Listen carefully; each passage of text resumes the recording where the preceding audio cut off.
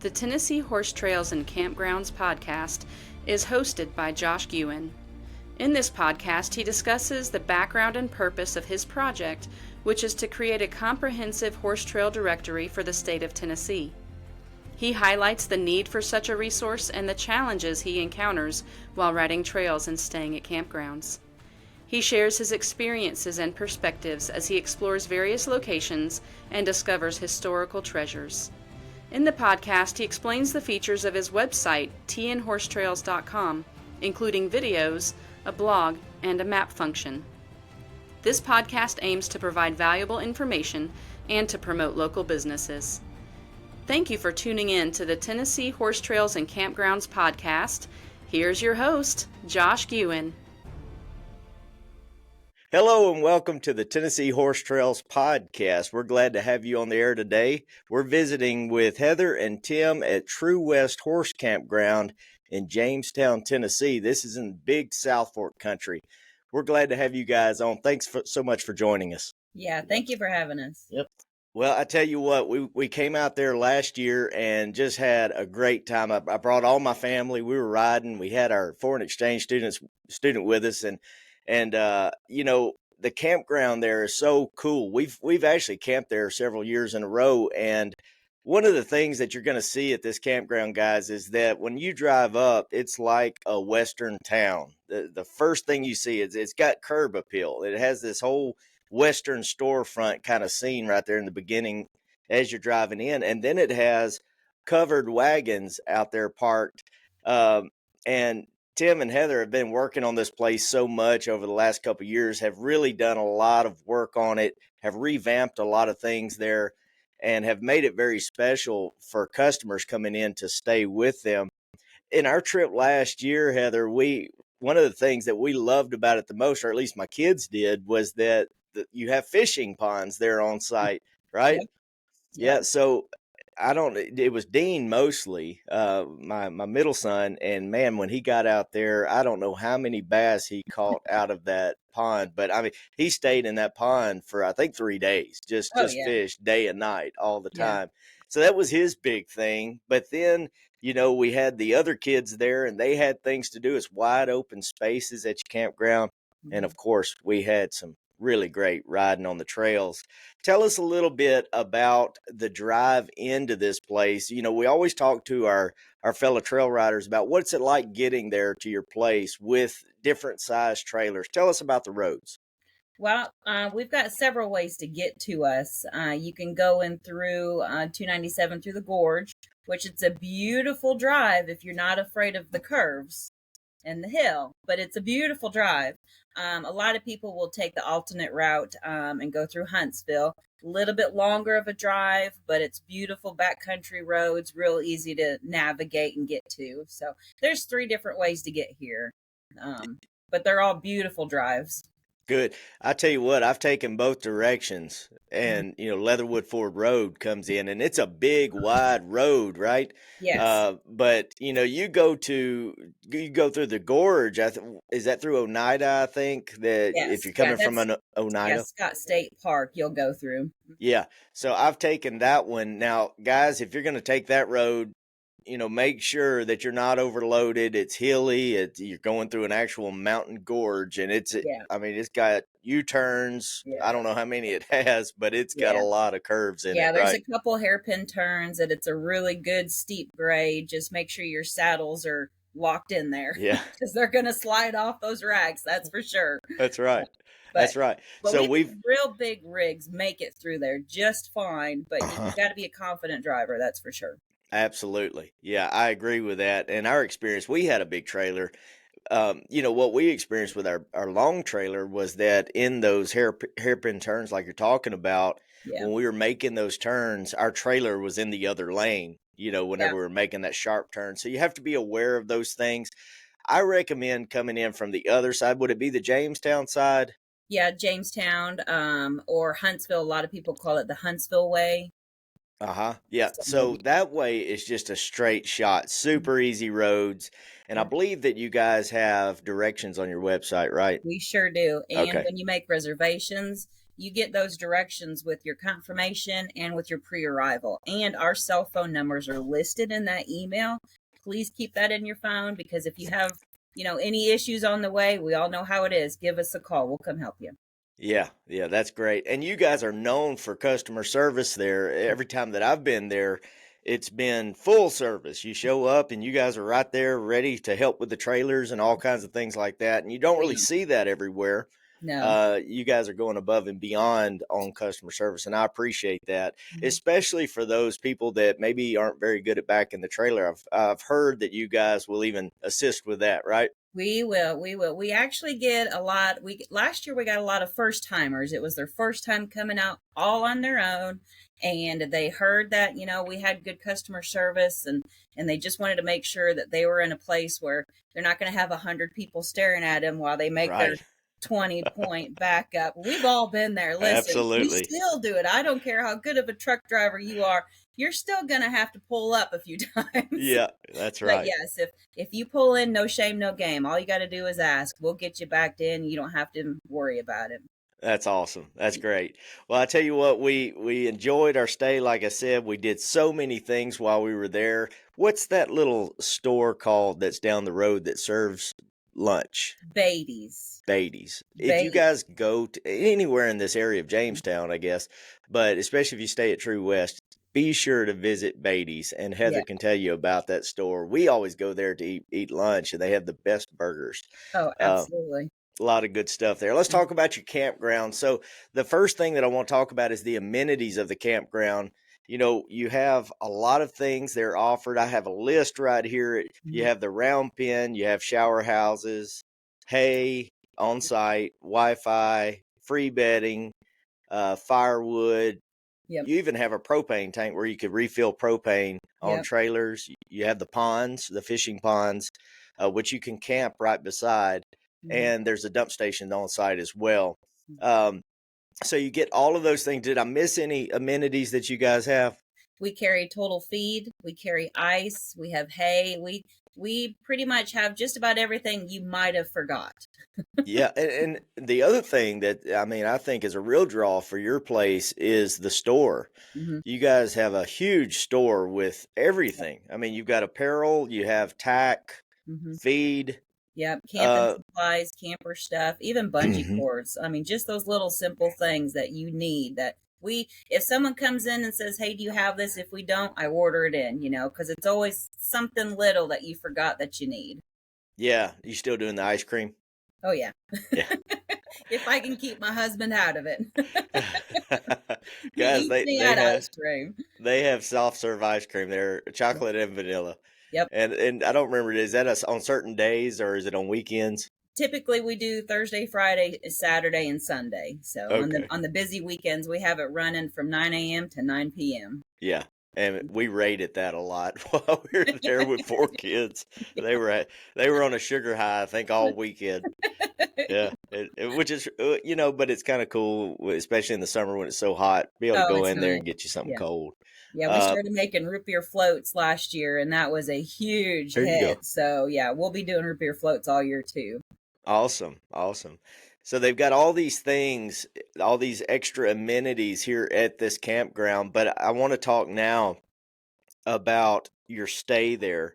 So, of course, people have their horse trailers, they can bring their horse trailers, and we're going to get into the RV sites here in just a moment of hookups and things like that. Yeah. But the first thing that I want to cover is the lodging that you guys provide. I believe you have 2 cabins, right? We have one cabin that we call the Minor Shack. Okay, the one cabin. So is that the one that's between the ponds? Yep. You go down the levee right in between the ponds. It's a really cool, kind of a rustic cabin set up in the woods, right alongside the ponds with a beautiful view.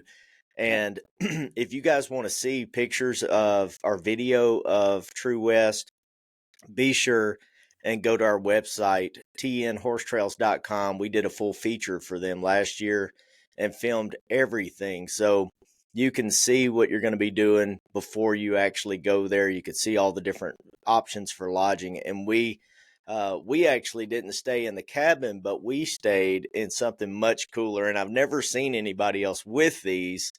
but you guys have some really old school Mhm. covered wagons that are built out into lodging, right? Yep.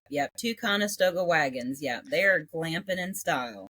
Yeah. Yeah. So tell us what's inside those cabins. What are they going to experience? So those Conestoga wagons, they're the original width and length, but there's a king size bed, twin bunk beds, there's heat and air.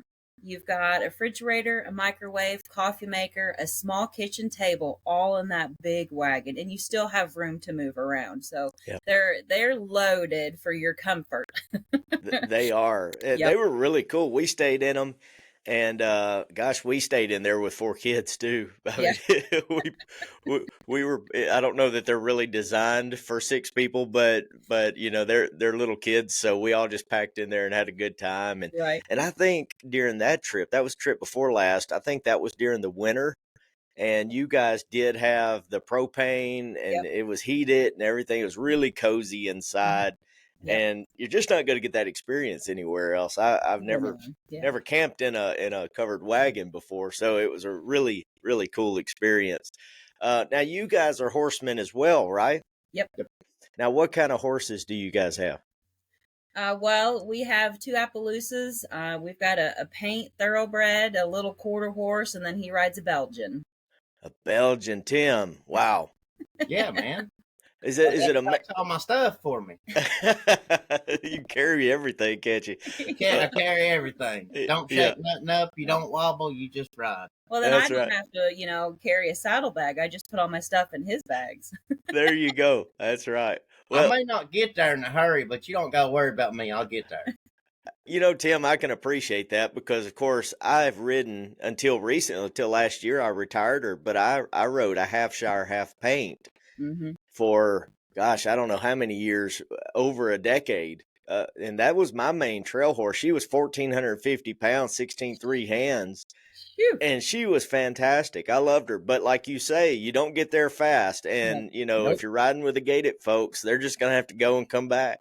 That's right. Couple Look, times. you get there, eat lunch, and do whatever you're going to do, and I'll meet you when I get there. That's right. That's By right. that time I get there, I done eat my lunch because I just sit on his back and use him like a table. Well, I understand what you say. But I tell you what, that horse that I had, her name was Shire. I got real creative. She wasn't fast, but she was the most steady horse I'd ever had on a trail, and I've had a lot of trail horses through the years. But she was brave and calm, and she'd just put up with anything. It didn't Yeah. matter what it was. And the other thing that I liked about her is, of course, I've got my history in colt starting and training horses, and we might have somebody that has a new horse. Maybe we just started it, and they'll tuck in behind that big mare, and they're not going to get around her. Right. Nope. She ran blockade for years. Yeah. It's Yeah. just a good constant ride, Yeah. They'll go anywhere. You point them to anywhere, they'll go there. They don't. Yeah. They don't slip and slide like all the rest of these guys.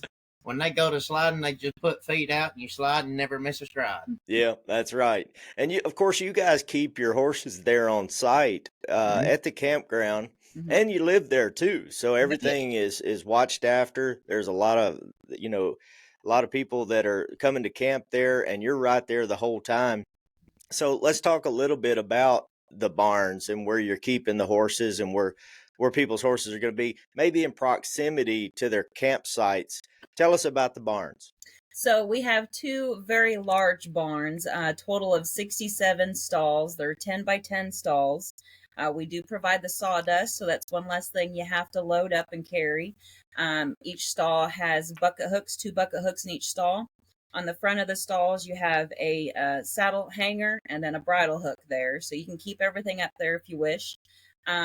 But the hallways are, I think, 18-foot wide, very wide hallways. You can have a horse tied on each side, saddle them up, and still have room to walk through. But they're, I would say, almost centrally located from all the sites. There are a few sites, of course, that are much closer, and those are usually the first ones rented, of course. But really, from anywhere on our 11-acre campground, you can be in the barn in like 2 minutes. So it Yep. doesn't take, it's just a short walk, or even some people just drive around because, you know, they might have garbage to drop off or stop and buy something or Yeah. whatever they need. But yeah, that's the best thing about this place is you're not walking a mile to your horses. You're just, you just got a minute or two walk to get to them.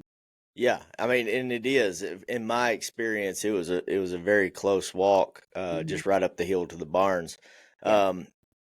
Of course, the barns have lights, water to where you Yes. fill your Lights, water, buckets, all through. We've Yep. got lights, water through each barn.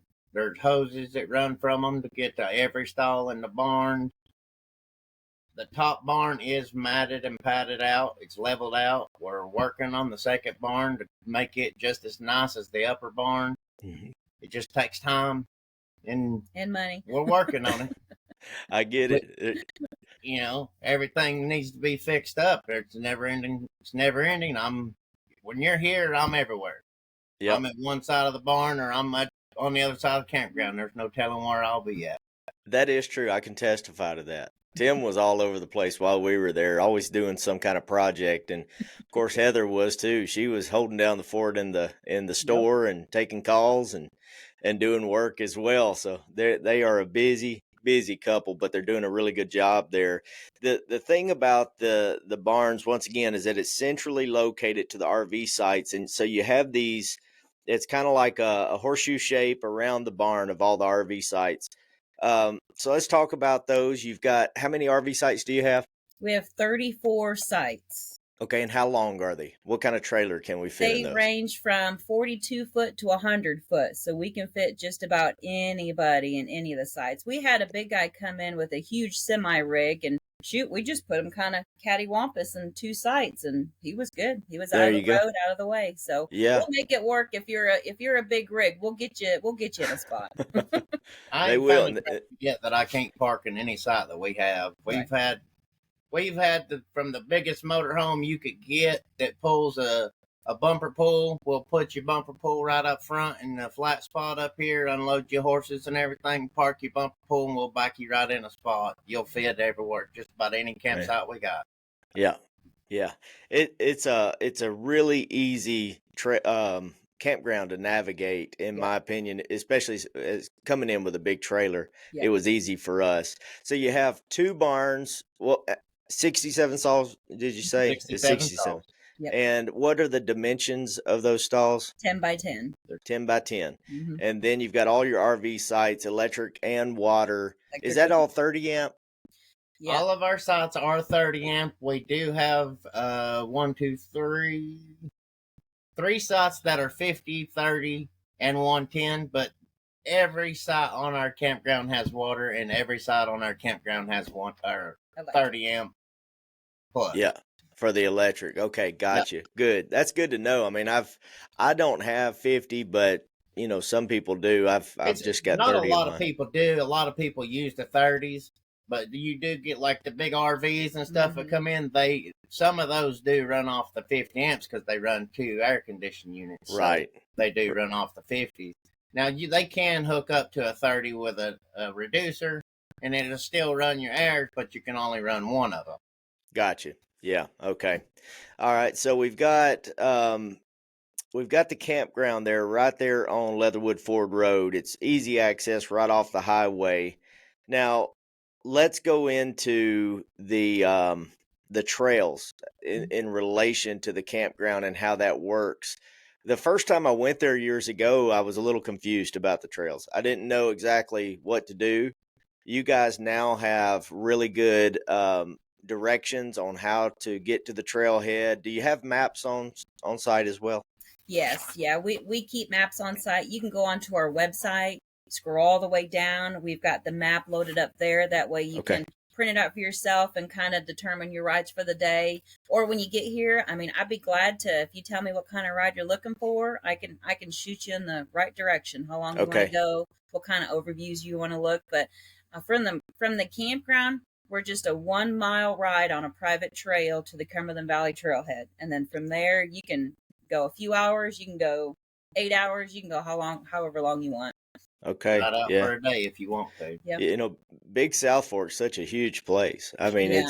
it's just such a giant place. Over 200 miles of trails 218 in. miles of trails. You Yep. know, you could be out there forever. Oh yeah, absolutely. And I don't know if next door, if they would they guide? Could you hire them to guide? So you can talk to Larry or Bobby at Southeast Pack Trips. Um, he he right now it's just the two, and they're getting super busy, so it's not always easy to get them just to take you for a guided ride, but they're always open for it. So I would just say give them a call and see what they have available. Yeah, because I know Larry McMillan he's kind of like the grandfather of Big South Yeah. Fork. Yeah. Yeah. Now he he'll has. open up a map and he'll sit there and he'll explain every trail all day long. So he can draw out the trails for you and tell you where to go and what not to miss. And he's definitely the man to talk to when it comes to the trails because he knows them. Yeah, and he's probably one of the few guys that has actually probably ridden every trail in Big South Fork at this point. Yeah, Oh, yeah. absolutely. Yeah, Larry's been on every trail out here. Yeah.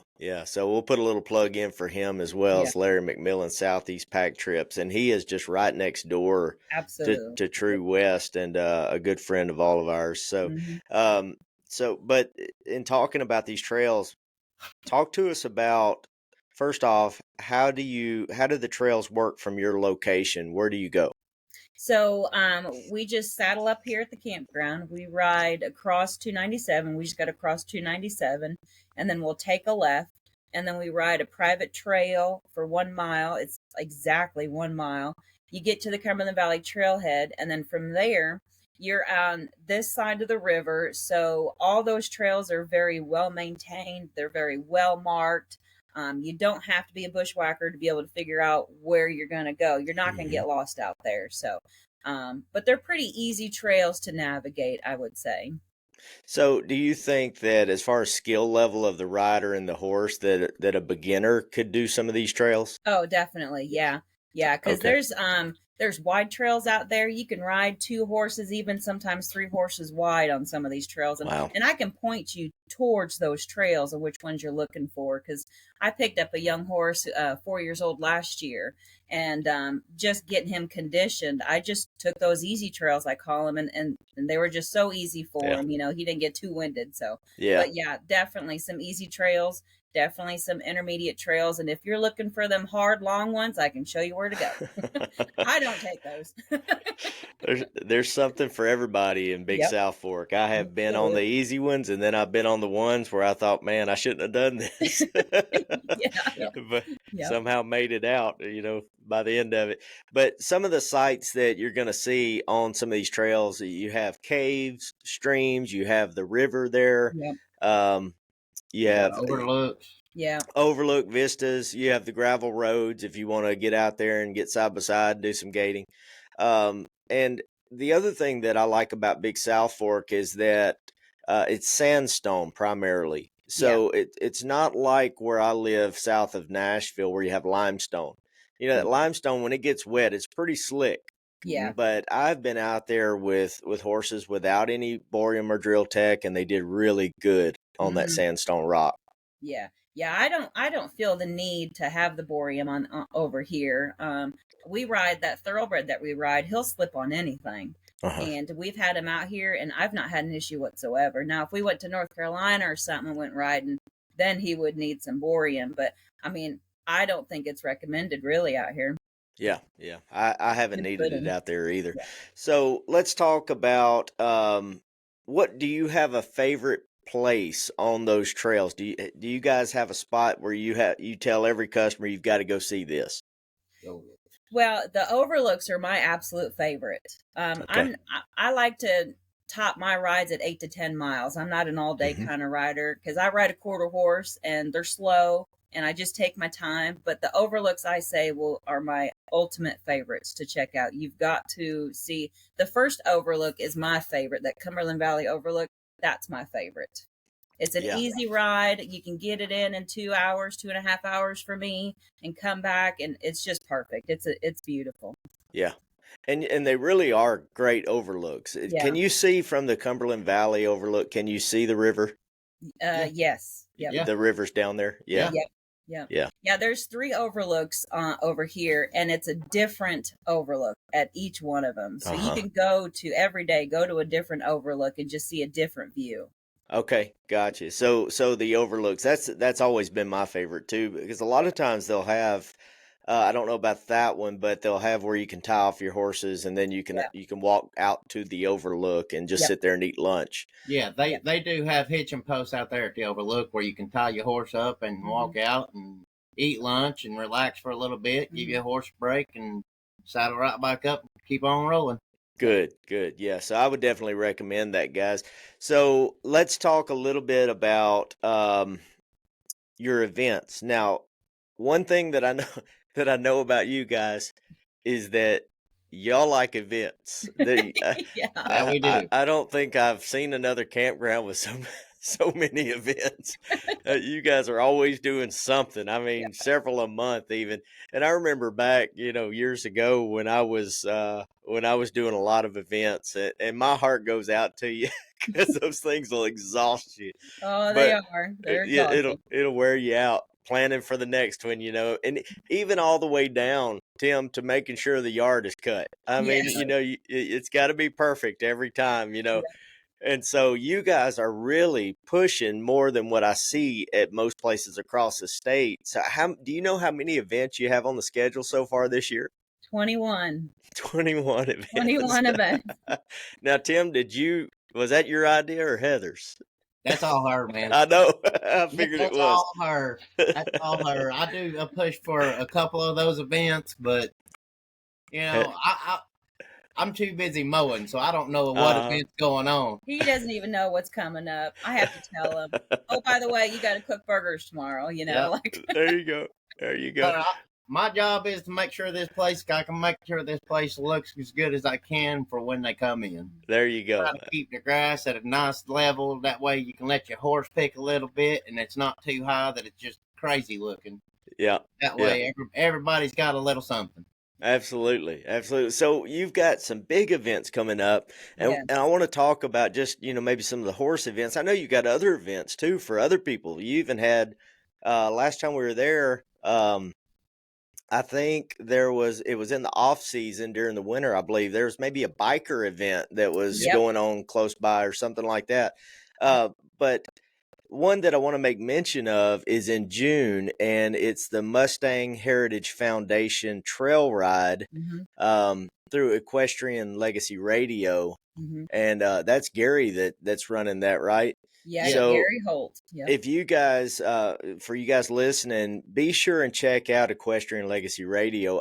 He interviewed me years ago, and Gary is such a phenomenal host, and he does so many things for the horse industry across Tennessee. Tell us about this event, and then maybe we'll talk about some of the other ones that you have coming up. Well, I am extremely honored that Gary came up to us while we were at the expo in Murfreesboro. He came up to us and asked us if we would be interested in hosting a Mustang trail ride out here.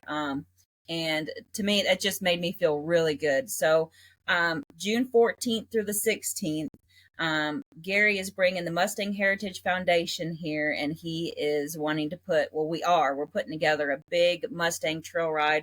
And no, you don't have to just be riding a Mustang. Some people ask me if they can just paint numbers on their horse's neck and still be, included. I said, come on, we don't discriminate. But no. Can you ride a Belgian? Oh, sure. Yeah. We'll put some numbers on them. I hope so. But yeah, so we're hoping people will pull in June 14th. And then the 15th, that Saturday, Bobby and Larry from Southeast Pack Trips, they're going to take 2 groups out. They'll take a fast group out and they'll take a slow group out because not everybody goes fast, not everybody goes slow. Right. That way everyone can enjoy their ride. And when they get back, we're going to do a huge chuck wagon dinner. It's going to be a full course meal. After everybody gets full, then Mary Kay Holt she's a famous singer-songwriter. She will be entertaining us for the rest of the evening. So I am very honored, very excited to hold this. And I really hope it's a hit for Gary. He seemed really excited about it. He really wants this to be like an annual thing. Yeah, well, I believe it will be a big event. He's been Yep. pushing that a lot on social media. I've seen it Oh, everywhere, and I've seen good responses from yes. the horse industry. They're really Mhm. interested in that event. So, and I am too. I think it's going to be great. Matter of Yeah. fact, we might try to get out there and feature that Oh, on our that'd be YouTube great. channel too. That would Yeah. be Yeah. fun. So you've got the Mustang Heritage Foundation Trail Ride coming up. What Mhm. do you have coming up? Do you have anything sooner than that for horse people? So in April, well, we like to do Coggins clinics in the spring. We had one last weekend. We're going to have one in April, just kind of help everybody save a farm trip, and load up here. And between 8 and noon, we'll have a vet out here to pull those Coggins, do those yearly shots. He'll even do some teeth floating if you need it done. Um, and then that's April 12th. And then the 27th, we're having Tennessee Legend Distillery come up, and we're going to do a little whiskey weekend. So we held one of those last year in August. Mhm. It was a hit.